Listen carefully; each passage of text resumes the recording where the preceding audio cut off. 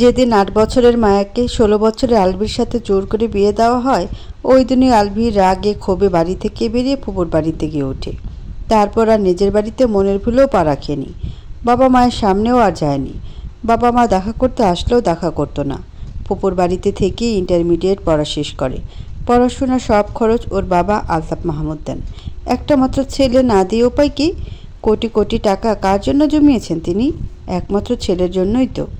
বাবার টাকা দিয়েই জার্মানি চলে গিয়েছিল ১৮ বছর বয়সে। বাকি পড়াশোনা সেখানেই শেষ করেছে। দেশ থেকে বাবার টাকা নিয়ে জার্মানিতে শেয়ারে বিজনেস শুরু করেছে এখন।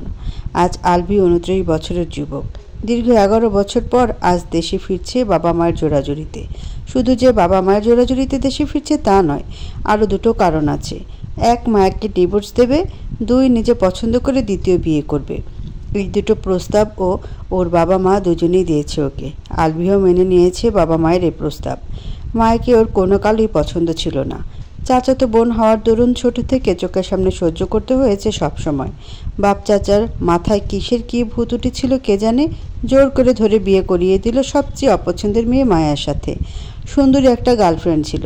ওর বিয়ের কথা শুনে সেই দিনই গার্লফ্রেন্ড ব্রেকআপ করে আরেক ছেলের সাথে চলে গেছে। হ্যাঁ, কি দুঃখ। আজ হয়তো ওর সে প্রথম প্রেম, প্রথম গার্লফ্রেন্ড অন্য কোনো ছেলের ৩-৪ বাচ্চার মা হয়ে গেছে। আহা, এই দুঃখ আলভি কোথায় রাখবে? আলভির দুঃখ রাখার জায়গা এই দুনিয়ায় নেই। এয়ারপোর্ট থেকে বেরিয়ে দেখে ড্রাইভার আর ওর বাবা গাড়ি নিয়ে অপেক্ষা করছে ওর জন্য। কোনো কথা না বলে চুপচাপ গিয়ে গাড়িতে উঠে বসে। দীর্ঘ ১৩ বছর পর আজ বাড়িতে ফিরে যাচ্ছে। ১৩ বছর পর মায়াকে দেখবে আজ। নিশ্চয়ই মেয়ে এখনও আগের মতোই হ্যাংলা পাতলা রোগা পটকা ঝুলঝুলে রয়ে গেছে। ছোটবেলায় খাবার খেতে চাইতো না। ২-৩ জন চেপে ধরার পর খাবার গেলাতে হতো মায়াকে। গিলতে চাইতো না, উগড়ে ফেলে দিত মুখের খাবার। পুরানো কথা ভাবতে গা গুলিয়ে ওঠে আলভি। ছি, কি বিশ্রী দেখতে লাগতো তখন মায়াকে। দেখলেই বমি চলে আসতো। খাবার মুখে পুরে দিয়ে মুখ চেপে ধরে রাখতে হতো, তাহলেই খাবার গিলতো মায়া। পরনের পোশাকে একটু সময়ের মধ্যেই নোংরা করে ফেলতো। একটু কিছু হলেই গলা ছেড়ে কেঁদে কেটে পুরো বাড়ি মাথায় তুলতো। পানি পেলে সেই পানি ফ্লোরে ফেলে ল্যাটা দিয়ে বসে থাকতো পানির উপর। সর্দি লাগতো ২ দিন পর পর। নাক মুখের কি হাল করে যে রাখতো, ছি ছি। এখনও এই মেয়ে বোধহয় আগের মতোই রয়ে গেছে। শরীর ঝাঁকি দিয়ে সোজা হয়ে বসে আলভি। বাড়িতে ফিরে আগে মায়াকে তালাক দেবে, তারপরে আলভি শান্তি পাবে। এই মেয়ের জন্য এত বছরে আলভি শান্তি পায়নি। খাচ্চন্নি মেয়ে একটা। ১১ বছর আগে রেখে যাওয়া নিজের মাতৃভূমি তাকিয়ে তাকিয়ে দেখতে থাকে। অনেক পরিবর্তন হয়ে গেছে ঢাকা শহরের। এখন আর আগের মতো নেই। বাড়ির দরজা পেরে ভেতরে প্রবেশ করার সাথে সাথে কোথা থেকে যেন একটা ডিম এসে সোজা আলভির মাথার উপর ভেঙে যায়। হতভম্ব হয়ে দাঁড়িয়ে যায় আলভি। সাথে ওর বাবা আলতাফ মাহমুদ। আলভি বোঝার চেষ্টা করে ওর মাথা আর মুখের উপর এমন আঠালো গন্ধযুক্ত কী পড়ল। সানগ্লাস সরিয়ে নিচের দিকে তাকাতেই দেখে ভাঙা ডিম পায়ের নিচে পড়ে আছে।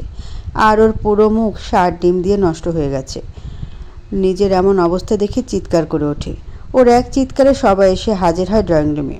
আলভি সামনের দিকে তাকিয়ে দেখে অতিমাত্রায় সুন্দরী এক রমণী কাচুমাচু মুখ করে দাঁড়িয়ে আছে। দেখা মাত্রই আলভির নজর আটকে মেয়েটার দিকে। মিডিয়াম হাইট, গোলগাল ফর্সা, গাল দুটো রসগোল্লার মতো ফোলা ফোলা। আলভি বিড়বিড় করে বলে, এই মেয়েকেই বিয়ে করবো আমি। একদম আমার মনের মতো এই মেয়েটাকে দেখতে, আমার কল্পনা রাজকন্যা। পাশ থেকে একজন জোরে মেয়েটাকে ধমক দিয়ে বলে, মায়া কি করলে এটা? কার মাথায় ডিম ভাঙলে গাধি? মায়া বলে, আমি তো ভাইয়ার দিকে ছুঁড়েছিলাম। মাঝখানে কোথা থেকে লম্বা চড়া খাম্বা লোকটা এসে দাঁড়িয়ে গেল। আমার কোনো দোষ নেই, সব দোষ সেই লোকের। সে কেন সামনে এসে দাঁড়ালো? আলভি হতভম্ব হয়ে বড় বড় চোখ করে মায়ের দিকে তাকায়। এই মেয়েটা মায়া, যাকে ডিভোর্স দেওয়ার জন্য এত দূরে আসলো, আর এসেই তার প্রেমেই পড়লো আবার। কি আশ্চর্য! এই মায়া তো আগের থেকে বজ্জাত হয়ে গেছে দেখা যায়। ওর মাথার ডিম ভেঙে আবার ওরই দোষ দিচ্ছে। বাড়ির অনেকে এখন আলভিকে চিনতে পারেনি। চোখ বড় বড় করে তাকিয়ে আছে। এই ছেলেটাকে বাড়িতে এসেছে কেন? আলভি ১৬ বছর বয়সে বাড়ি ছেড়েছিল, আর ১৮ বছর পর দেশে আসলো। তখন ছিল শুকনো ছিমছাম গড়নের। গালে দাড়ির অস্তিত্বই ছিল না। ফর্সা ছিল, তবে এখনকার মতো এত উজ্জ্বল ফর্সা না। এত বেশি লম্বাও ছিল না তখন। ৬ ফুটের বেশি লম্বা হবে হয়তো।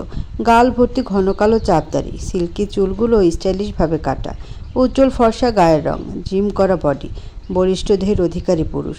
আগের আলভির সাথে এই আলভির কোনো মিল নেই। এতগুলো বছর পর দেখে সহজে না চেনাটাই স্বাভাবিক।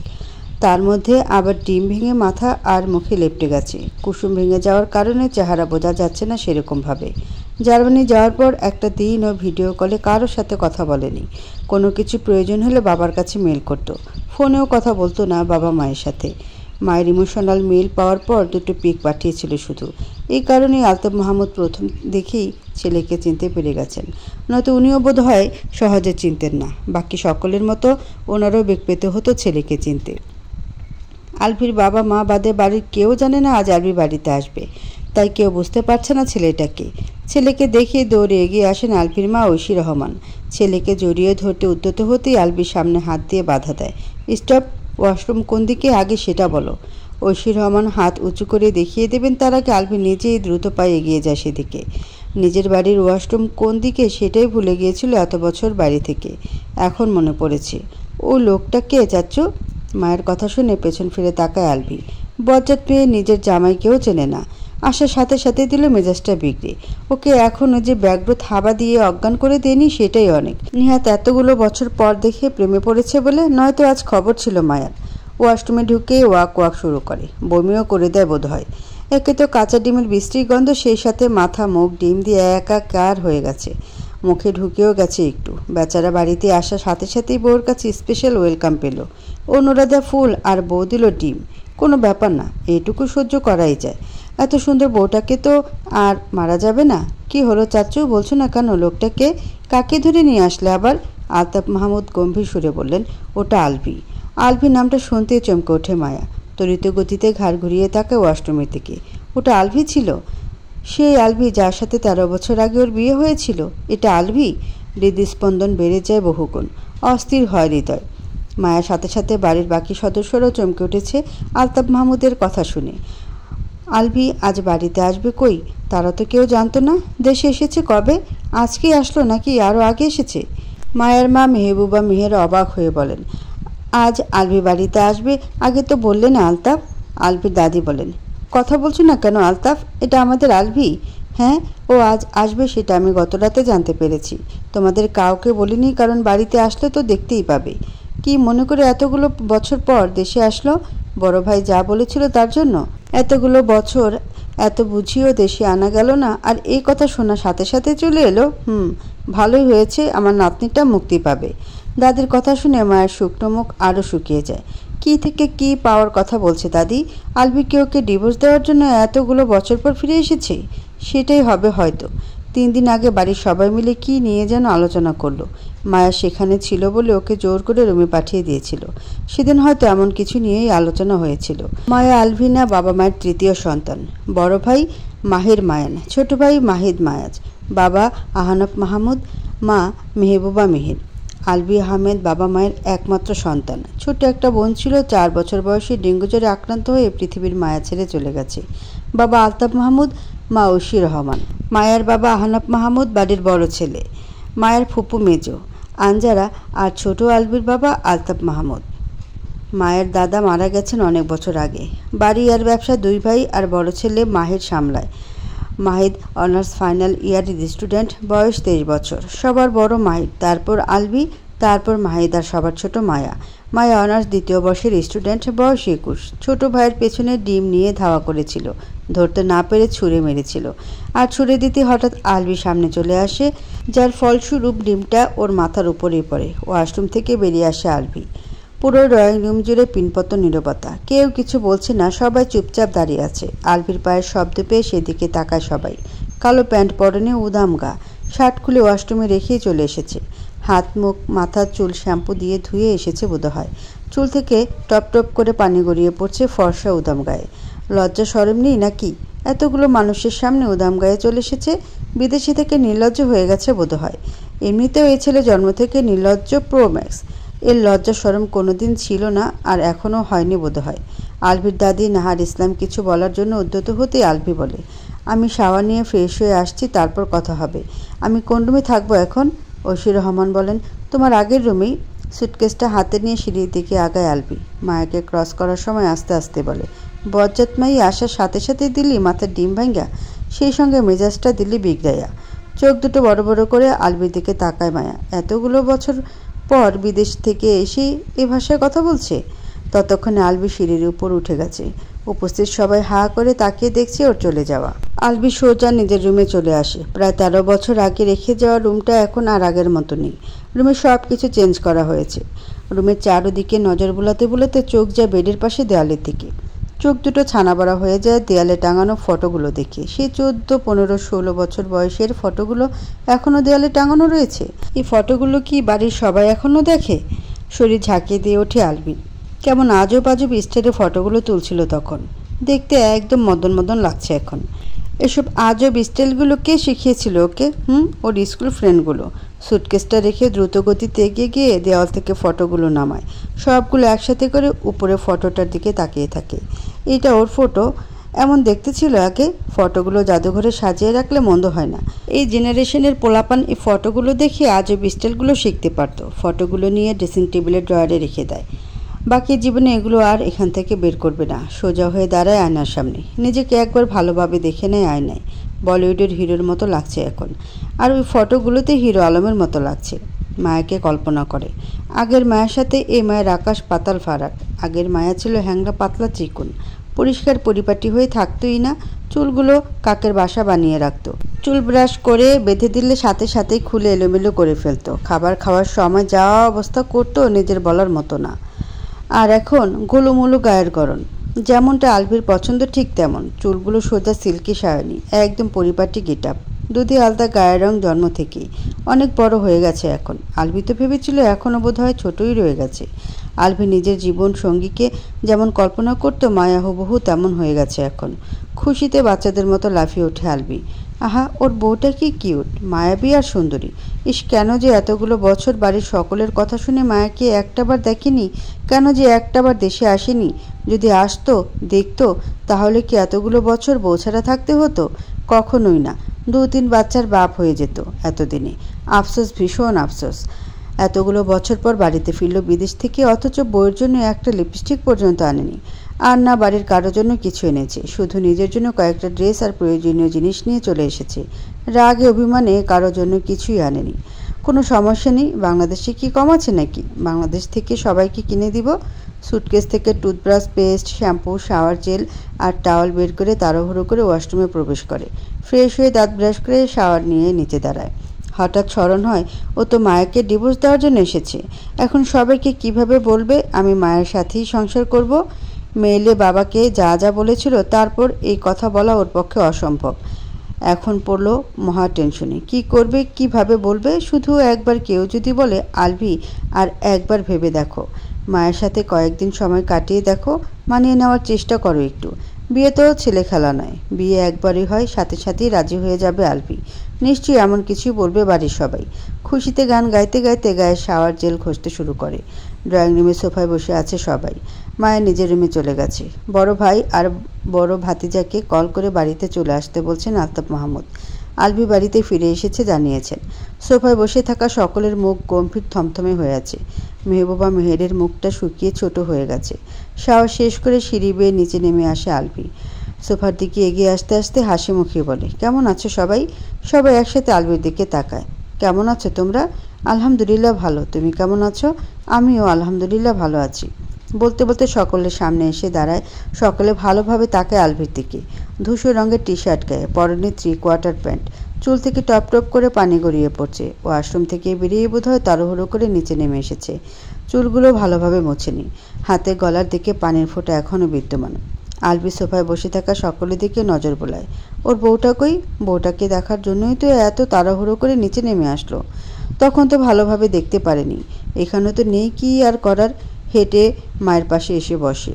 এক হাতে মাকে জড়িয়ে ধরে বলে, কেমন আছো আম্মু? ঐশী রহমান টলমলে চোখে ছেলের মুখের দিকে তাকান। তার 16 বছরের কিশোর ছেলে আজ 29 বছরের পরিপূর্ণ পুরুষ। কয়েক মাস পর 30 বছর পূর্ণ হবে। লাস্ট 11 বছর আগে সামনে থেকে দেখেছিল, ছুঁয়েছিল যখন জার্মানি চলে গেল। টুপ করে তার 2 চোখ বেয়ে গড়িয়ে পড়ে পানি। মায়ের চোখের পানি মুছিয়ে দিয়ে বলে, কাঁদছো কেন আম্মু? আমি চলে এসেছি তো। সরি তোমাকে এতগুলো বছর কষ্ট দেওয়ার জন্য। আর কষ্ট দেব না তোমাদের কাউকে। তুমি কেন সরি বলছো? সরি তো আমার বলা উচিত। পুরনো সব কথা বাদ, এখন বলো কেমন আছো? ভালো। ভীষণ মিস করেছো আমাকে, তাই না? তুমি আমার একমাত্র সন্তান। তোমার শূন্যতা কি অন্য কোনোভাবে পূর্ণ হয়? দুই হাতে মাকে জড়িয়ে ধরে মাথা চুমু খায়। তারপর অপরাধীর ন্যায় বলে, আমি ভীষণ সরি আম্মু। মাকে ছেড়ে পাশে ঘুরে বসে দাদিকে জড়িয়ে ধরে বলে, তুমি কেমন আছো দাদু? দাদি আলবিকে নিজের থেকে আলাদা করার চেষ্টা করে বলে, ছাড়, তুই ধরবি না আমাকে, ছুবি না তুই। তোর দাদু মরে গেছে অনেক আগেই, আমি তোর দাদু নেই। এত রাগ, এত অভিমান। যাই বলো দাদু, তোমাকে কিন্তু আগের চেয়ে এখনই বেশি সুন্দর দেখা যায়। একটাও কালো চুল নেই, সব দেখি লাল। এই লাল চুলে কিন্তু তোমাকে আরও মারাত্মক সুন্দরী লাগছে। সর, তোর মিষ্টি মিষ্টি কথায় আমি গলছি না। বিদেশিদের গিয়ে তোর এই বাণী শোনা, ওরা গলে যাবে। রাগ করছে কেন? আমার দিকে তাকাও একটু। বলছি না আমাকে ছাড়তে? সর আমার কাছ থেকে। এই যে ছেড়ে দিচ্ছি, পরে কিন্তু ডাকলেও আর ধরবো না। ধরতে হবে না, ছাড় তুই। আলবি দাদিকে ছেড়ে দেয়। বুড়ি তো ভীষণ ক্ষেপে আছে তার উপর। ধরার সাথে সাথেই ছ্যাদ করে উঠছে। লাঠি দিয়ে যে মারেনি এটাই অনেক। মা আর দাদির মাঝখান থেকে উঠে শাশুড়ি মায়ের পাশে গিয়ে বসে। শাশুড়ি মাকে এখন কি বলে সম্বোধন করবে? আগের মতো বড় আম্মু বলবে নাকি শাশুড়ি মা বলবে? যাই হোক, বলতে তো হবে একটা। গলা খাকারি দিয়ে আস্তে আস্তে বলে, কেমন আছো বড় মা? ভালো, তুমি কেমন আছো? ভালো। আর কি বলবে? বলার মতো আর কিছু খুঁজে পাচ্ছে না। এদিক সেদিক নজর বোলায়। আলতাফ মাহমুদ বলেন, কাউকে খুঁজছো? বাবার কথা শুনে সেদিকে তাকায়। বাড়ির আর সবাই কোথায়? ভাইয়া আর মাহির আসছে অফিস থেকে। সোফায় বসে থাকা একজন মেয়েকে দেখিয়ে বলে, উনি কে? ওনাকে তো চিনলাম না। সবাই সেদিকে তাকায়। আলতাফ মাহমুদ বলেন, ও সানজিতা, মাহিরের ওয়াইফ। ভাইয়া বিয়ে করেছে? অবাক হয়ে বলে কথাগুলো। আলতাফ মাহমুদ বলেন, শুধু বিয়ে করেনি, 3 বছরের একটা মেয়েও আছে। ছোট ভাই মাহিদের দিকে তাকায় আলভি। মাহিদের কোলে একটা বাচ্চা মেয়ে বসে আছে, ফ্যাল ফ্যাল করে তাকিয়ে আছে ওর দিকেই। হয়তো বোঝার চেষ্টা করছে এই অপরিচিত লোকটাকে ওদের বাড়িতে কেন এসেছে। হাত দিয়ে দেখিয়ে বলে, ও ভাইয়ার মেয়ে? হ্যাঁ। আলভি 2 হাত বাড়িয়ে ডাকে, মামুনি আমার কাছে আসো। বাচ্চাটা আসে না, বরং চাচুকে আঁকড়ে ধরে। আলভি আবার ডাকে, মামুনি চাচুর কাছে আসো। মাহিদ ভাতিজিকে কোল থেকে নামিয়ে দিয়ে বলে, উনি তোমার বড় চাচু। ওই যে বিদেশে থাকি না তোমার বড় চাচু, সে উনি। যাও চাচুর কাছে যাও। গুটি গুটি পায়ে এগিয়ে আসে বাচ্চা মেয়েটা। আলবি ছোপা সেরে উঠে দাঁড়ায়। ভাতিজিকে কোলে তুলে নিয়ে আগে আদর করে। তুলতুলে নরম তুলোর মতো ছোট দেহখানা, গাল দুটো যেন শিমুল তোলা। ওর স্পষ্ট মনে আছে ছোটবেলায় মায়ের শরীরেও এমন নরম তুলতুলে ছিল। এখনও কি এমন নরম তুলতুলে আছে নাকি শক্ত হয়ে গেছে, চুলেই বুঝতে পারবে। নাম কি তোমার আম্মু? মান্তাসা। মান্তাসা? তোমার মতো তোমার নামও সুন্দর। মান্তাসা খুশি হয়ে হেসে ওঠে। কে ওকে সুন্দরী বললে ভীষণ খুশি হয়। কেমন আছেন ভাবি? ভালো, আপনি কেমন আছেন? জি, আমিও ভালো আছি। হেঁটে মাহিদের পাশে গিয়ে বসে। তুই কেমন আছিস? এখন তো অনেক বড় হয়ে গেছিস দেখছি। ভালো আছি, এতগুলো বছর পেরিয়ে গেছে, বড় হব না? পড়াশোনা কেমন চলছে? ভালোই। কোন ইয়ার? ফাইনাল। সবাই আলবিকে দেখে ভীষণ অবাকই হচ্ছে। আলবি যে সকলের সাথে এমন স্বাভাবিকভাবে কথা বলবে কেউ ভাবেনি। সকলের ধারণা ছিল কিছু জিজ্ঞেস করলে বোধহয় উত্তর দেবে না এই ছেলে। এখন তো দেখা যাচ্ছে নিজেই আগ বাড়িয়ে হেসে হেসে কথা বলছে। মতলব কি এই ছেলের? এত খুশি হয়ে আছে কেন? মেহবুবা মেহের বলেন, আলবি নিশ্চয়ই খিদে পেয়েছে তোমার। খাবার খেয়ে নাও, তারপর সকলের সাথে কথা বলবে। ঐশী চলো। বড় জায়ের সাথে সোফা ছেড়ে উঠে ডাইনিং রুমের দিকে এগিয়ে যান ঐশী রহমান। পেছন পেছন যায় আলবি। ওর কেমন যেন আনন্দ হচ্ছে, ভীষণ খুশিতে নাচতে ইচ্ছে করছে। আহা, আফসোস বউটার দেখা পেল না, তবুও খুশি খুশি লাগছে। চেয়ার টেনে বসে আলবি। মা আর শাশুড়ি মিলে ওর প্লেট ভর্তি করে খাবার বেড়ে দেয়। এটা ওটা প্লেটে তুলে দেয় একটু পরপর। কথা না বলে চুপচাপ খাওয়া শুরু করে আলবি। এতগুলো বছর পর মা চাচির হাতের রান্না অমৃতর মতন লাগছে। যত যাই হোক, এতগুলো বছর প্রত্যেকবার খাবার খাওয়ার সময় এই রান্নার স্বাদ মিস করেছে। তোমরা খাও। খাবো, তুমি খেয়ে নাও আগে। খাওয়া শেষ করে ড্রয়িং রুমে এসে দেখে বড় চাচু মানে শ্বশুর আর বড় ভাই মাহির বাড়িতে চলে এসেছে। এক প্রকার দৌড়ে গিয়ে বড় ভাইকে জড়িয়ে ধরে হাসি মুখে বলে, কেমন আছো ভাইয়া? হঠাৎ এমন হয় হকচকিয়ে যায় মাহির। এভাবে এসে ঝাপটে ধরবে কল্পনাও করেনি। গম্ভীর সুরে বলে, আমি ভালো আছি, তুই কেমন আছিস? ভালো। ভাইকে ছেড়ে শ্বশুরের সামনে দাঁড়ায়। কেমন আছো চাচু?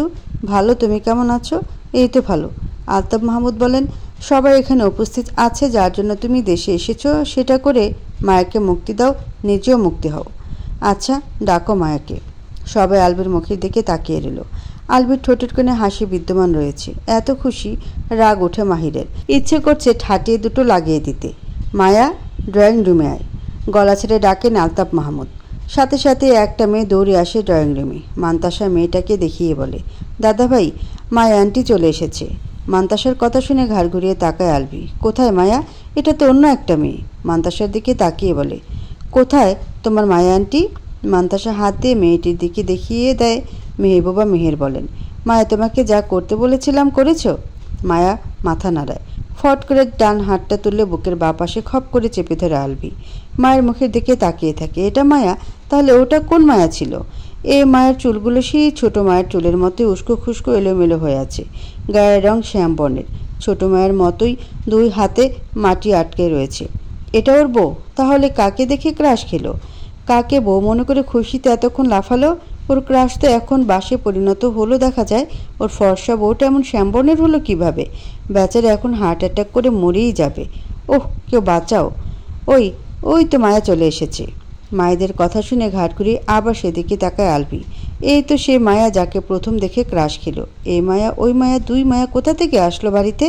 আলভি মায়ের দিকে তাকিয়ে বলে, এটা কে ওটা কে? ছেলের কথা শুনে বিরক্ত হন আলতাফ মাহমুদ। মায়াকেও চিনতে পারছে না? ঐশী রহমান বলেন, এই মায়া আমাদের বাড়ির কাজের মেয়ে, আর ওই মায়া এই বাড়ির মেয়ে। বুক থেকে হাত ছুড়ে ফোঁস করে শ্বাস ছাড়ে আলভি। বাঁচা গেল। যাই হোক, অন্য কোনো মেয়েকে নিজের বউ ভাবেনি, নিজের বউকেই নিজের বউ মনে করেছে। মায়াকে টেনে আলভির সামনে দাঁড় করান আলতাফ মাহমুদ। মায়া একবারও আলভির মুখের দিকে তাকায় না, নিচের দিকে তাকিয়ে থাকে। আলভি তাকিয়ে থাকে মায়ের দিকে। ওর ছোটোবেলার সুন্দরী কিউট বউটা একটু জড়িয়ে ধরতে পারলে ভালো লাগতো। থাক, এতগুলো মানুষের সামনে ধরা যাবে না। সবাই উপস্থিত আছে, এখন যা করার দ্রুত করো। আলভি বাবার মুখের দিকে তাকিয়ে মুচকি হেসে বলে, আমি ভীষণ ক্লান্ত হয়ে আছি। যা বলার তা আগামীকাল সকালে বলবো। এখন আমার ঘুমের প্রয়োজন। ঘুমে দিন দুনিয়া চোখে দেখছি না। কথা বলার শক্তি অবশিষ্ট নেই আমার। এতক্ষণ ধরে বকবক করছো আর 3টা বাক্য উচ্চারণ করার শক্তি নেই। 10 সেকেন্ড সময় লাগবে বলতে, তাড়াতাড়ি বলো। বলতে পারবো না আমি এখন ঘুমাবো সারা দুপুর। বিকেল আর রাতে কেউ ডিস্টার্ব করবে না আমাকে। গুড নাইট গাইজ, আগামীকাল সকালে দেখা হচ্ছে। আবার টাটা বাই বলে হাঁটা শুরু করে সিঁড়ির দিকে। বিস্ময় বিমূঢ় হয়ে সবাই তাকিয়ে আছে ওর দিকে। কি হয়েছে ছেলের? ভর দুপুরবেলা বলছে গুড নাইট, যার জন্য এত দূর আসলো তা না করে যাচ্ছে ঘুমানোর জন্য। ভাইয়া, এখন তো রাত না, এখন দুপুর। পুরোপুরি না ঘুরে শুধু ঘাড় ঘুরিয়ে তাকায় আলভি। ছোট ভাইয়ের দিকে চোখ রেখে বলে, আমি যখন ঘুমাবো তখনই নাইট। সেটা হোক সকাল, দুপুর, বিকেল বা রাত, সবাইকে আবারও গুড নাইট বলে সকলের দিকে নজর বোলায়। মায়া এখনও নিচের দিকে দৃষ্টি রেখে দাঁড়িয়ে আছে। সকলের চোখ মুখ গম্ভীর, থমথমে শুকনো। আলতাফ মাহমুদ ছেলের দিকে তাকিয়ে বলেন, আলভি পরের কথা না শুনেই দ্রুত সিঁড়ি বেয়ে উপরে উঠে যায়। এখানে আর কয়েক মিনিট দাঁড়িয়ে থাকলে ওর মুখ দিয়ে জোর করে তালাক শব্দ বের করে ছাড়বে ওর বাপ। সকলের চোখ মুখ দেখে বুঝতে পারছে এরকম হয়ে থাকার কারণ। সবাই যে ওর উপর কিছুটা রেগে আছে সেটাও বুঝতে পারছে। মায়া ফর্সা সুন্দরী দেখে যে আলভি ওর প্রেমে পড়েছে এমন নয়। আলভির বরাবর গোছানো পরিপাটি মেয়ে পছন্দ, যে সবসময় নিজেকে সুন্দর করে সাজিয়ে গুছিয়ে রাখবে, নিজেকে পরিপাটি করে রাখবে।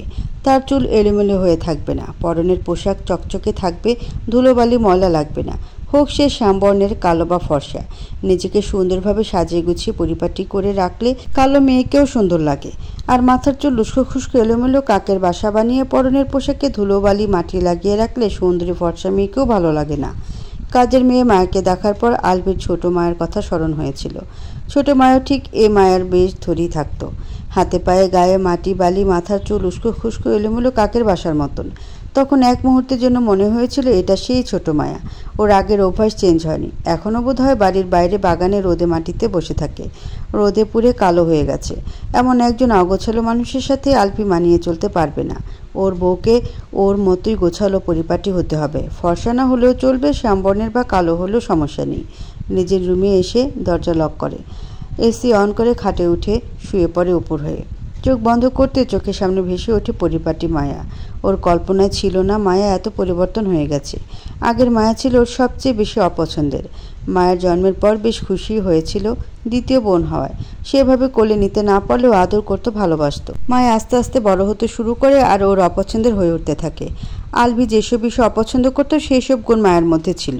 আলভির পুরো উল্টো ছিল মায়া। অল্পতে ভ্যা ভ্যা করে কান্না করা স্বভাব হয়ে গিয়েছিল। কেউ ভালো কথা বললেও কেঁদে উঠত। বলাই যেত না কিছু, বললেই চালু হয়ে যেত ভাঙা ক্যাসেট। তখন খুব বেশি বিরক্ত হতো আলভি। ওর ইচ্ছে করতো মায়ের মুখে কস্টিপ লাগিয়ে দিতে।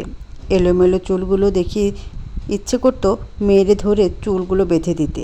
কোলে নিলে কোলে উঠে থাকতে চাইতো না। কেঁদে কুঁদে তখনই কোল থেকে নেমে যেত। পরিষ্কার পরিপাটি করে দিলে সাথে সাথে পোশাক নোংরা করে গা নোংরা করে ফেলতো। চুলগুলো সুন্দর করে বেঁধে দিলে সাথে সাথে এলোমেলো করে কাকের বাসা বানিয়ে ফেলতো। খাবার খেতে চাইতো না একেবারেই। দুজন ধরে রাখতো, একজন খাওয়াতো, তাও কি খায়? কান্না করে বাড়ি মাথায় তুলতো খেতে বসে। খেতে খেতে মুখ হাত নষ্ট করে ফেলতো। হাতের নাগালে পানি পেলেই ফ্লোরে ঢেলে পানির উপর শুয়ে পড়তো, নয়তো বসে পড়তো। 4 বছর বয়স হয়ে যাওয়ার পরও প্যান্ট ভর্তি করে প্রস্রাব করে দিত যেখানে সেখানে। তাই বড় হয়ে যাওয়ার পরও ডাইপার পরিয়ে রাখতো। সর্দি সারতেই চাইতো না। কোনোভাবে এই মেয়েকে কন্ট্রোল করা যেত না। বাড়ির দরজা খোলা পেলেই দৌড়ে বাইরে গিয়ে মাটি খুবলে খুবলে তুলে খেয়ে ফেলতো। সারা গায়ে মাখাতো। এইসব দেখে আলভির বমি চলে আসতো। দিন যেতে থাকে আর মায়ের এই সব বাড়তেই থাকে। ন্যাকামি, আহ্লাদ আর জেদ হয় সঙ্গী। আলভির কাছে ধীরে ধীরে মায়া অসহ্য হয়ে ওঠে।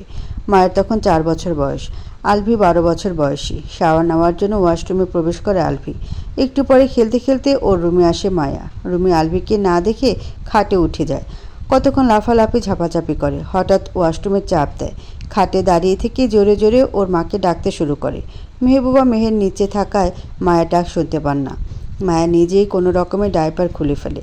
খাট থেকে নামতে নামতেই কাজ সেরে ফেলে। খাট থেকে নেমে দৌড়ে রুম থেকে বেরিয়ে যায়। কিছু সময় পরে দাঁত কটমট করে ওয়াশরুম থেকে বেরিয়ে আসে আলভি। রুমের চারিদিকে নজর বুলিয়ে দেখে মায়া চলে গেছে। মাথাটা ঠান্ডা হয় একটু। বজ্জাত মেয়ে রুমে আসলে একটা না একটা অঘটন ঘটিয়ে যায়। আজকে কিছু করেনি। স্টাডি টেবিল ঠিকঠাক মতোই আছে। চুল মুছতে মুছতে খাটের দিকে এগিয়ে আসে। টাওয়ালটা পাশে রেখে ধপাস করে খাটে শুয়ে পড়ে চিত হয়ে। শোয়ার সাথে সাথে আবার লাফিয়ে উঠে দাঁড়ায়। বিছানার উপর তাকিয়ে দেখে মায়া তো পায়খানা করে দিয়েছে খাটের উপর। হলুদ আর লাল বিছানার চাদর হওয়ার কারণে চোখে পড়েনি আগে। এর গন্ধ কেন এতক্ষণ নাকে আসেনি? গন্ধ পেলে অন্তত এই অঘটন ঘটতো না। ওর পিঠ আর মাথার চুলে লেগে গেছে। বমি করতে করতে দৌড়ে আবার ওয়াশরুমে প্রবেশ করে। বেচারা মাত্রই শাওয়ার নিয়ে এসেছিল। 1 ঘন্টা সময় নিয়ে শুধু শাওয়ার জেল আর শ্যাম্পু লাগায়। শাওয়ার নিতে নিতে আরও কয়েকবার বমি করে দেয় ঘৃণায়। গা না মুছে ভেজা প্যান্ট চেঞ্জ না করে ওয়াশরুম থেকে বেরিয়ে সিঁড়ির দিকে এগিয়ে যায়। চিৎকার করে ওর মাকে ডাকতে শুরু করে। ওর চিৎকার চেঁচামেচি শুনে বাড়ির সবাই এগিয়ে আসে সিঁড়ির কাছে। সবাই থাকলেও মায়া নেই এখানে। রাগে গর্জন করে বলে, মায়া কোথায়? কেন? মায়া আবার কী করেছে? ও কোথায়? ওকে আজকে আমি মেরেই ফেলবো। ওকে নিষেধ করা সত্ত্বেও ও কেন বারবার আমার রুমে গিয়ে প্রস্রাব পায়খানা করে? আমার বিছানাকে কি ওর টয়লেট মনে হয়? আমার বিছানায় পায়খানা করে দিয়েছে। আমি না দেখে সেই পায়খানার উপর শুয়ে পড়েছিলাম। আলভির কথা শুনে খিলখিল করে হেসে ওঠে মাহিদ। আলভির রাগ আরও বেড়ে যায়। হাসছিস কেন? ধরে কিন্তু আছাড় মারব তোকে। কোনো রকমে বুঝে সুঝিয়ে ঐশী রহমান আলভিকে বাইরে রেখে ওর রুমে প্রবেশ করেন। দেখেন বিছানায় মায়ের পটি চ্যাপটা হয়ে ছড়িয়ে রয়েছে। ডাইপার ফ্লোরে পড়ে রয়েছে। মায়ের কাণ্ড দেখে হাসবেন নাকি ছেলের দুঃখ দেখে কষ্ট পাবেন বুঝলেন না। চাদর তুলে নতুন চাদর বিছিয়ে দেন। রুম স্প্রে দিয়ে রুম থেকে বেরিয়ে আসেন চাদর আর ডাইপার হাতে নিয়ে। আলভি রুমে এসে পুরো রুমে পারফিউম স্প্রে করে নেয় আবার। সেদিন থেকে মায়াকে একেবারেই দেখতে পারে না আলভি। চোখের সামনে সহ্যই করতে পারে না। দেখলে এর আগে শরীর রিরি করে। সেদিনই সন্ধ্যায় সেলুনে গিয়ে মাথার টাক করে এসেছিল। ওই চুল নিয়ে থাকতে ঘৃণা হচ্ছিল। বারবার বমি আসছিল। এমনিতেই মায়াকে পছন্দ করতো না। সেদিন থেকে যেন ওর শত্রুই হয়ে যায়। এইভাবে দিন গড়িয়ে যেতে থাকে। মায়া বড় হওয়ার সাথে সাথে আরও একরোখা জেদি হয়ে ওঠে। এই মেয়েকে কেউ পরিষ্কার পরিপাটি করে রাখতে পারে না। বাড়ির প্রথম মেয়ে পৃথিবী ছেড়ে চলে গেছে, তাই মায়াকে বকতো না কেউ। সেভাবে জোরে ধমক দিয়ে কথাও বলতো না কখনো। সকলের আদরে ছিল, তাই তো আরও লাই পেত। কিন্ডার গার্ডেনে ভর্তি করানো হয়। মেহবুবা মেহের নয়তো নৈশী রহমান মায়াকে কিন্ডার গার্ডেনে নিয়ে যেতেন, আবার নিয়ে আসতেন। তখন মায়ার 6 বছর বয়স। স্কুল ছুটির পর আলভি ওর স্কুল ফ্রেন্ডদের নিজের বাড়িতে নিয়ে আসে। মায়া তখন বাড়িতে ভেতর থেকে বেরিয়ে বাইরে ঘাসের উপর ল্যাটা দিয়ে বসে আছে। ঘাড়ের নিচে পড়ে থাকা চুলগুলো এলোমেলো, চোখ মুখ ঢেকে ফেলেছে প্রায়। গায়ের জামায় মাটি লাগিয়ে নষ্ট করে ফেলেছে। মুখে মাটি, হাতেও মাটি। এই মেয়ে বোধহয় মাত্রই মাটি খেয়েছে। দেখে মনে হচ্ছে রাস্তার কোনো পথশিশু বসে আছে। আলভিকে দেখেই ডেকে ওঠে, ভাইয়া। পাশ থেকে আলভির একটা ফ্রেন্ড বলে, আলভি, ও তোদের বাড়ির বুয়ার মেয়ে? দেখতে কিন্তু সুন্দর আছে, শুধু একটু পরিষ্কার পরিচ্ছন্ন করে রাখলে অনেক সুন্দর দেখা যাবে। আলভি কটমট করে তাকিয়ে থাকে মায়ের দিকে। মায়ের দিকে দৃষ্টি রেখে রাগে সুরে বলে, ও বুয়ার মেয়ে না, ও নিজেই এ বাড়ির বুয়া প্লাস মালি। এখন ভেতরে চল। কাউকে কোনো কথা বলার সুযোগ না দিয়ে ভেতরের দিকে এগিয়ে যায় আলভি। পেছন পেছন ওর ফ্রেন্ডরাও এগিয়ে যায়। বার কয়েক পেছন ফিরে মায়ের দিকে তাকায়। এত ছোট মেয়ে এই বাড়ির বুয়া প্লাস মালি কাজ করে কিভাবে? আলভি নিশ্চয়ই ওদের সাথে মজা করেছে। মায়াকে খাটে পড়তে বসিয়ে রেখে মেহবুবা মেহের ওয়াশরুমে গিয়েছেন। এই সুযোগে মায়া চুপি চুপি বাড়ির ভেতর থেকে বেরিয়ে এসেছে। ঐশী রহমান ভাবছেন মায়া তো ওর মায়ের সাথেই রয়েছে, তাই তিনি বুয়ার সাথে রান্না করছেন। আলভি ড্রয়িং রুমে এসে দেখে মেহবুবা মেহের মায়াকে ডাকতে ডাকতে সিঁড়ি বেয়ে নিচে নামছেন। পেতনি বাইরে গিয়ে মাটি খাচ্ছে। আলভির কথা শুনে মেহবুবা মেহের তাড়াহুড়ো করে বাইরে বেরিয়ে আসেন। আলভির কথা, মায়া মেয়ে মানুষ, ও থাকবে শান্ত শিষ্ট প্রকৃতির। মেয়ে মানুষ মানেই সেজেগুজে পরিপাটি হয়ে থাকবে, দেখলে শুধু দেখতেই ইচ্ছে করবে। ও কেন এরকম পাগলের বেশ ধরে থাকবে? শাকচুনি পেতনির মতো হয়ে থাকবে। পরিষ্কার করে পরিপাটি করে দিলে পুতুলের মতো দেখা যায়। এই মেয়ে ধরে থাকে পেতনির রূপ। এরকম দেখলে কার না রাগ উঠবে? আলভির মাঝে মধ্যে ইচ্ছে করে মায়াকে ধরে ইচ্ছে মতো মারতে, তারপর ওয়াশিং মেশিনে ধুয়ে পরিষ্কার করে সুন্দর করে সাজিয়ে দিতে, চুলগুলো শক্ত করে বেঁধে দিতে, যেন জীবনও আর খুলতে না পারে। মায়াকে পরিপাটি করে রাখলে ওর দিক থেকে চোখ ফেরানো যায় না। তখন দেখে মনে হয় কোনো রাজ্যের রাজকন্যা, কিন্তু 2 মিনিটে রাজকন্যা থেকে হয়ে যায় রাস্তাকন্যা। আলভি বরাবর গোছানো পরিপাটি একজন ছেলে। এলোমেলো কোনো কিছুই দুই চোখে দেখতে পারে না। ও যখন রাস্তায় বের হয় তখন এলোমেলো চুলওয়ালা কোনো মানুষ দেখলেই ওর হাত নিষ্পিস করত চুলগুলো ঠিক করে দেওয়ার জন্য। নিজে যেমন সবসময় তেমন মানুষ পছন্দ করত। মায়ের বয়স 7 পেরিয়ে 8 হয়।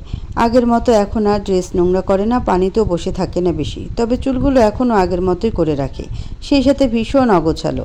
ক্লাস 10-এ ওঠার পরে সুন্দরী গোছানো পরিপাটি স্টাইলিশ ক্লাসমেট মিলার সাথে প্রণয়ে জড়িয়েছিল আলভি। মিলার স্বভাব একদম আলভির মতোই ছিল। একদিন বিকেলে মিলার সাথে ঘোরাঘুরি শেষ করে বাড়ির উদ্দেশ্যে রওনা হয় আলভি। বাড়িতে এসে দেখে ড্রয়িং রুমে বাড়ির সবাই বসে আছে, সাথে ওর ফুপু, ফুপা আর ফুপাতো ভাই বোন। আলভির কোনো কথা কেউ শোনে না। ওই দিনে জোর করে মায়ের সাথে বিয়ে দিয়ে দেয় ওকে। বেচারা ব্যাগটা রাখার জন্য রুম অবধি যেতে পারেনি। যখন জানতে পারে প্রেম করে বলে এইভাবে বিয়ে দিয়েছে মায়ের সাথে, তখন রাগে ক্ষোভে রুমে গিয়ে কাপড় চোপড় গুছিয়ে নেয়। আর এক রাতও থাকবে না এই বাড়িতে। মায়াকে বউ হিসেবে মানে না। অমন সুন্দরী গার্লফ্রেন্ড রেখে এমন অপছন্দের পেতনিকে কে বিয়ে করতে চায়? ব্যাগ হাতে ড্রয়িং রুমে এসে দাঁড়ায়। ওর হাতে ব্যাগ দেখে কারণ জানতে চাইলে চিৎকার চেঁচামেচি শুরু করে।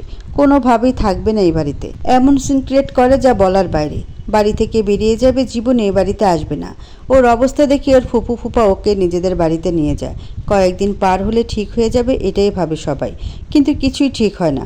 আলভির রাগ যে দিন দিন বাড়তেই থাকে। সারা জীবন বউ ছাড়া থাকবে, তবু অমন মায়ার সাথে থাকবে না। যাকে 2 চোখে দেখতে পারে না, যাকে সহ্যই হয় না, তার সাথে কিভাবে থাকবে? তখন ছোট মাথায় অত কিছু ধরতো না। জেদ চেপে থাকতে থাকতে এতগুলো বছর পার করেছে। মায়াকে নিয়ে কখনো ভাবতেই চায়নি, ভাবেও নি। আর এখন বাবার মেল পাওয়ার পর শর্ত দিয়ে দেশে এসেছে। ওর ভাবনা ছিল মায়া এখন আগের মতোই রয়ে গেছে, কোনো পরিবর্তন হয়নি ওর। আগের মতোই চুলগুলো কাকের বাসা বানিয়ে রাখে।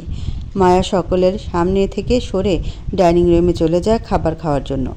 মাহির রেগে নিজের রুমের দিকে চলে যায়। আলভি পেয়েছেটা কি? ওর বোনকে নিয়ে খেলবে? এতগুলো বছর কষ্ট দিয়ে শান্তি হয়নি, আরও দেওয়া বাকি আছে? আহনাফ মাহমুদ ছোট ভাইয়ের মুখের দিকে তাকিয়ে থাকেন। আলভি মেলে যা যা বলেছিল এখন তো তার কিছুই করছে না। কেমন গা ছাড়া ভাব নিয়ে চলছে এখন। তিনি কোনো কথা বাড়ান না, ফ্রেশ হওয়ার জন্য নিজের রুমে চলে যান। আলভি নিজের মাথা আর মুখের ডিম পরিষ্কার করে যখন ফ্রেশ হওয়ার জন্য রুমে চলে যায়, তখন মায়া নিজেও নিজের রুমে চলে যায়। আলভির দাদি ছোট ছেলের মুখের দিকে তাকিয়ে বলেন, আলভিকে কোনোভাবে বুঝিয়ে সুঝিয়ে মায়ের সাথে সংসার করানো যায় না? এখন তো মায়া বড় হয়ে গেছে, আলভিকে বুঝিয়ে বলে নিশ্চয়ই বুঝবে। ঐশী রহমান বলেন, মা ঠিক বলেছে। বিয়ে কোনো ছেলে খেলা নয় যে একবার বিয়ে করলাম আবার তালাক দিয়ে দিলাম। আলভি এখন আমাদের সামনে আছে, সবাই বোঝালে বুঝিয়ে বলে নিশ্চয়ই বুঝবে। কোনো লাভ নেই। তোমাকে আমি শুধু এটাই বলেছিলাম আলভি বাড়িতে আসবে মায়াকে তালাক দেওয়ার জন্য, আর যদি মেয়ে পছন্দ হয় তাহলে বিয়ে করবে। আলভি যে শর্তগুলো দিয়েছে সেই সব তোমাকে বলিনি আমি? ও আমাকে ওয়াদা করিয়েছে ও দেশে আসার পর ওকে মায়ের সাথে সংসার করার জন্য ফোর্স করতে পারবো না, ওকে বলতেও পারবো না একটা বার ভেবে দেখতে। ওকে বোঝানো যাবে না মায়ের সাথে সংসার করার জন্য। ও বাড়িতে আসার সাথে সাথেই মায়াকে তালাক দেবে। আমরা কেউ কিছু বলতে পারবো না। যদি বলি তাহলে ও দেশে আসবেই না। তাই আমাকে ওয়াদা করিয়েছে ও। ওকে আমার আর কিছু বলার নেই। ও মায়াকে তালাক দিয়ে মুক্ত করে দিক, নিজেও মুক্ত হোক। মায়ের জন্য আমি ওর চেয়ে 1000 গুণ ভালো ছেলে খুঁজে বের করব। পেয়েও গেছি একজন। তারা নিজে থেকেই আমার সাথে যোগাযোগ করেছে। ছেলে ইংল্যান্ডে থাকে, ওখানে নিজস্ব বিজনেস আছে। দেখতে আলভির চেয়ে বেশি সুদর্শন, খোঁজ খবর নিয়ে জেনেছি ছেলেটা খুবই ভালো। ছেলেটা মায়াকে বিয়ে করতে রাজি। মায়ের আগের বিয়ে নিয়ে তার কোনো মাথা ব্যথা নেই। আলভি মায়াকে তালাক দিলে ওই ছেলের সাথে মায়ের বিয়ে ফাইনাল করব আমি নিজে। নিজের হাতে মায়ের জীবনটা দুর্বিষহ করে তুলেছিলাম, এখন নিজের হাতেই গুছিয়ে দেবো আবার। ঘুম ভাঙে আলভির। দুদিন ঘুমোতে না পারা রাতে বিভোর হয়ে ঘুমিয়েছিল। এখন খিদে পেট চোচো করছে। দুপুরে খাওয়ার পর রাতে আর খাওয়া হয়নি। শোয়া থেকে উঠে বসে, ফোন হাতে নিয়ে টাইম দেখে নেয়। সকাল 9টা বেজে গেছে। এত সময় একটানা ঘুমিয়েছি ভেবে অবাক হয়। এর আগে কোনোদিন বোধহয় এভাবে ঘুমায়নি। রাতে কয়েকবার করে ঘুম ভেঙে যায়, সেখানে গত রাতে একবারই ঘুম ভেঙেছিল। খাট থেকে নেমে দাঁড়ায়, চুলগুলো হাত দিয়ে ঠিক করে পেছনে ঠেলে দেয়। রুমের দরজা জানালা সব খুলে দেয়। বেলকনি থেকে টাওয়াল নিয়ে ওয়াশরুমে প্রবেশ করে। 20 মিনিটে শাওয়ার নিয়ে ফ্রেশ হয়ে বেরিয়ে আসে। ক্রিম কালার 3/4 প্যান্ট পরে নেয়, গায়ে জড়ায় অ্যাশ কালার টি শার্ট। চুলগুলো ভালোভাবে শুকিয়ে নিয়ে ব্রাশ করে নেয়। ভেজা টাওয়াল আর প্যান্ট টি শার্ট বেলকনিতে মিলে দিয়ে আসে। বিছানায় গুছিয়ে ফোনটা চার্জে লাগায়। এসি বন্ধ করে রুম থেকে বের হয়। করিডোরে দাঁড়িয়ে এদিক ওদিক তাকায়। মায়ের রুম কোনটা? সিঁড়ি দিকে এগিয়ে যায়। নিচে নেমে এসে দেখে বাড়ির সবাই সোফায় বসে আছে। কপাল ভ্রু কুঁচকে যায় আলভির। বাপ চাচার অফিস নেই নাকি আজ? অফিসে না গিয়ে সবাই এভাবে বসে আছে কেন? আলভিকে দেখে মান্তাসা বলে, বড় চাচু এসে গেছে। সবাই আলভির দিকে তাকায়, মায়াও তাকায়। আলভি আর মায়ের চোখাচোখি হয়। মায়ের চোখ মুখ মলিন শুকনো, রাতে হয়তো ঘুমায়নি। মায়ের চোখ নামিয়ে নিচের দিকে দৃষ্টি স্থির করে। হার্টবিট বেড়ে গেছে আবার, টিপ টিপ করছে বুকের ভেতর। হাত কাঁপতে শুরু করে। নিজের রুমে চলে যেতে নিয়েছিল মায়া, আলতাফ মাহমুদ যেতে দেননি। জোর করে বসিয়ে রেখেছেন সোফায়। আলতাফ মাহমুদ ছেলের দিকে তাকিয়ে বলেন, ঘুম শেষ হয়েছে তোমার? আলভির গম্ভীর স্বর, তাহলে বলো এখন কি যা বলার জন্য এসেছ? আলভি বুঝতে পারে সবাই ওর অপেক্ষায় বসে আছে। মায়ের দিকে তাকায় আবার, জড়সড়ো হয়ে বসে আছে। পরনে কালো রঙের 3 পিস, ওড়না দেওয়া রয়েছে মাথায়।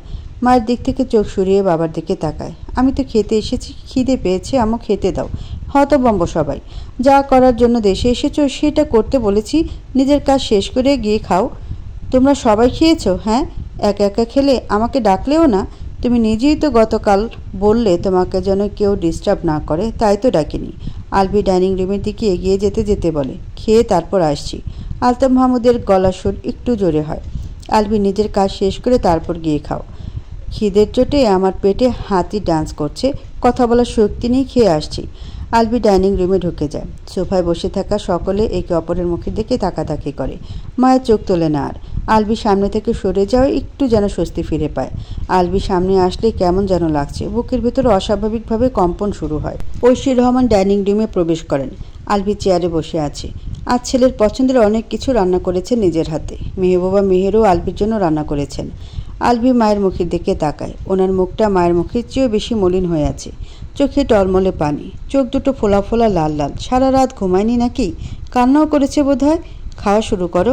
মায়ের কথা শুনে প্লেটের দিকে তাকায় আলভি। ওর পছন্দের খাবার। আবার মায়ের মুখের দিকে তাকায়। ওর মা বোধহয় এখনই কেঁদে দেবে। আলভি নিজের পাশের চেয়ারটা টেনে ওর মাকে হাত ধরে বসায়। তুমি খেয়েছো আম্মু? ঐশী রহমান বলতে পারেন না, কথা বলতে গিয়ে বোধহয় কেঁদে দেবেন। খাওনি তাই না? তবুও বলেন না কিছু, শুধু তাকিয়ে দেখেন ছেলেকে। আলভি চোখ নামিয়ে নিয়ে হাত ধুয়ে ভাত মাখায়। ভাত তুলে মায়ের মুখের সামনে ধরে, হাঁ করো। ঐশী রহমান হাঁ করেন। মাকে খাইয়ে দেয় আলভি। টুপ করে ঐশী রহমানের চোখ বেয়ে পানি গড়িয়ে পড়ে। টিস্যু বক্স থেকে টিস্যু নিয়ে মায়ের চোখ মুখ মুছিয়ে দেয় নিজের হাতে। আবার গড়িয়ে পড়ে, আবার মুছিয়ে দেয়। দ্বিতীয়বার ভাত তুলে মায়ের মুখের সামনে ধরে। ঐশী রহমান আলভির হাত ঘুরিয়ে ওর মুখের সামনে ধরে। কান্না গিলে বলে, তুমি খাও। খায় আলভি। আবার ভাত মেখে মাকে খাইয়ে দেয়। একবার নিজে খায়, আবার মাকে খাওয়ায়। ঐশী রহমানের চোখ বেয়ে পানি গড়ে গাল ভিজে যাচ্ছে। চোখ দুটো ঝাপসা হয়ে গেছে। ভাতের সাথে সাথে কান্নাও গিলে খাচ্ছেন। চোখ দুটো ঝাপসা হয়ে যাওয়ায় ছেলেকে স্পষ্ট দেখতে পাচ্ছেন না। একটু পরপর শাড়ির আঁচল দিয়ে চোখ মুছছেন, তখনই আবার চোখ দুটো ঝাপসা হয়ে যাচ্ছে। ডাইনিং রুমের দরজার সামনে দাঁড়িয়ে মা ছেলেকে কতক্ষণ দেখেন মেহবুবা মেহের। তারপর আবার ফিরে আসেন ডাইনিং রুমে। খাওয়া শেষে আলভি ড্রয়িং রুমে এসে দাঁড়ায়। ঐশী রহমান বেসিনে মুখ ধুয়ে লম্বা শ্বাস টেনে নিয়ে ডাইনিং রুম থেকে বেরিয়ে আসেন। এবার বলো। ওয়েট, আসছি আমি বলে সিঁড়ির দিকে এগিয়ে যায়। কোথায় যাচ্ছ? আসছি এখনই। চলে যায় আলভির চোখের আড়ালে। বহু কষ্টে নিজের রাগ কন্ট্রোল করে বসে আছে মাহির। আলভি আর নিজের পরিবারের উপর ওর রাগ অনেক আগে থেকেই। এই পরিবারের একটা ভুল সিদ্ধান্ত আর আলভির করা কাজের জন্য ওর বোনকে ছোটবেলা থেকে অনেক কিছু সহ্য করতে হয়েছে। বারবার মানুষের কটু কথা, খোঁচা মারা কথা মুখ বুজে সহ্য করেছে। যদিও এখন আর সহ্য করে না, আগে বোকা ছিল তাই চুপচাপ শুনতো আর একা একা কাঁদতো। মাহির রাগ করে পরিবারের কারোর সাথে সেভাবে কথা বলে না। মাহির পুরো দোষ আলভিকেও দিতে পারে না, দোষটা ওর পরিবারের। তারা এরকম কিছু না করলে মায়াকে এত কষ্ট পেতে হতো না, আলভিকেও পরিবার ছেড়ে এতগুলো বছর বাইরে থাকতে হতো না। দিন শেষে আজ দুজনেই ভালো থাকতো। আবেগের বশবর্তী হয়ে অনেক বড় ভুল সিদ্ধান্ত নিয়েছে ওর পরিবার। মায়ের দাদি নাহার বেগম বলেন, ও কি কাবিনের টাকা নেওয়ার জন্য রুমে গেল নাকি? সবাই তার দিকে তাকায়। হতে পারে মা, সবাই অপেক্ষা করছে আলভির ফিরে আসার। মায়া সোফা খামচে ধরে বসে রইল। এতকাল সবাই বলেছে জামাই থাকতো জামাই ছাড়া, বিয়ে করে জামাই ফেলে রেখে চলে গেছে, দ্বিতীয়বার মুখটাও দেখেনি আরও নানান রকম কথা। আর এখন বলবে ডিভোর্সি ট্যাগ লেগে যাবে আজ থেকে। বিয়ে হলো, সংসার হলো না, স্বামী ছিল কিন্তু স্বামীর ভালোবাসা ছিল না। বিয়ে হয়েছিল, আজ ডিভোর্সও হয়ে যাবে। মাঝখান থেকে এতগুলো বছর মানুষের খোঁচা সহ্য করলো শুধু। অবুঝ বয়সে বিয়েটা না হলে কি এমন ক্ষতি হতো? অন্তত বন্ধ দরজার ভেতরে রাতে রাতারে গুমড়ে কাঁদতে হতো এতকাল। অপেক্ষা করতো না একজনের ফিরে আসার। আজ ওর অপেক্ষা শেষ হয়েছে। যার অপেক্ষা ছিল সে ফিরে এসেছে, কিন্তু ওকে ভালোবাসার জন্য নয়, ওর সাথে সংসার করার জন্য না, ওর থেকে মুক্তি পেতে, মুক্তি দিতে। কেন যেন ওর ভীষণ কষ্ট হচ্ছে। হবে না কেন? ভালোবেসেছিল তো। আলভি নিচে নেমে আসে, সবাই তাকায় ওর দিকে। এ কে ছেলে এমন ফিটফাট হয়ে এসেছে কেন? ব্ল্যাক প্যান্ট, হোয়াইট শার্ট, এক হাতে ফোন, অন্য হাতের সাহায্যে সানগ্লাস গোল গোল করে ঘোরাচ্ছে, চুলগুলো জেল দিয়ে সেট করা। সুন্দর লাগছে দেখতে। মায়া একবার তাকিয়ে চোখ নামিয়ে নেয়। এই পুরুষটা ওর হয়েও হয়নি। আলতাফ মাহমুদ আবার তাড়া দেন আলভিকে। আলভি ডোন্ট কেয়ার ভাব নিয়ে বলে, আমার একটা কাজ আছে বাইরে, কাজটা শেষ করে আসছি আগে। বলে শীষ বাজাতে বাইরের দিকে এগিয়ে যায়। এখনও সানগ্লাসটা গোল গোল ঘোরাচ্ছে। আবারও বাড়ির সবাইকে অবাক বিস্ময় বিরূর করে দিয়ে বেরিয়ে যায় বাড়ি থেকে। এবার আর নিজেকে শান্ত রাখতে পারে না মাহির। রাগে ক্ষোভে চেঁচিয়ে বলে, কি পেয়েছে ও? ওর যা ইচ্ছে হবে তাই করবে? পুতুল পেয়েছে আমার বোনকে? তালাক দিলে দ্রুত দিয়ে দিক, আর যদি না দেয় তাহলে মায়ের সাথে সংসার করুক। আমার ধৈর্যের বাঁধ ভেঙে যাচ্ছে এখন। কোনটা করবে স্পষ্ট করে বলতে বলো ওকে, নয়তো ওকে ধরে কিন্তু মারবো আমি। মায়া সোফা ছেড়ে উঠে দাঁড়ায়, বড় ভাইয়ের দিকে তাকিয়ে বলে, আমি সংসার করব না তার সাথে, কোনোভাবেই না। তালাক দিতে এসেছে, তালাক দিয়ে দিতে বলো। বলে হনহন করে হেঁটে এগিয়ে যায় সিঁড়ির দিকে।